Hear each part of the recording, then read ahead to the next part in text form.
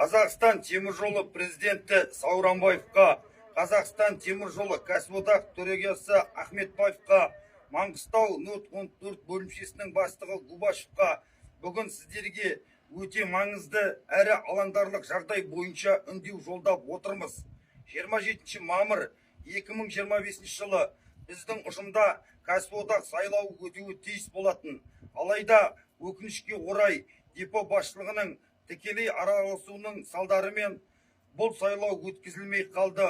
Сайлау 30 мамырға шегерілді. Бірақ тағы да басшылық тарапынан қысым көрсетіліп, сайлау қайтадан өтпей қалды. Ең үлкен тосқаулардың бірі делегаттарға жұмыстан босатуға бұйрық берілмей, сайлауға қатысуына мүмкіндік берілмегені. Маңғыстау ОЧД бас инженері Сәулебаев Ерболат делегаттарға іс-сапар бұйрығына қол қоюдан бас тартты. Бұл заңды өрескел бұзу және де жұмысшылар құқығын аяққа таптау.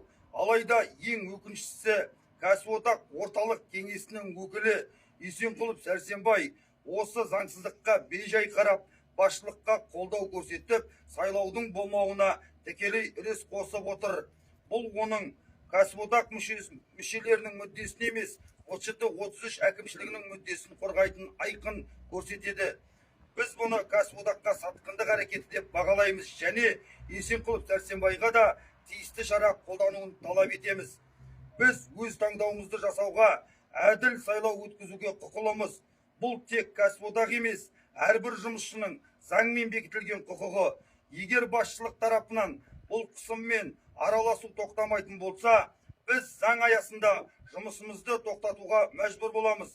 Бұл біздің соңғы ескертуіміз. Қолдаймыз ба? Қолдаймыз. Қолдаймыз. Қолдаймыз.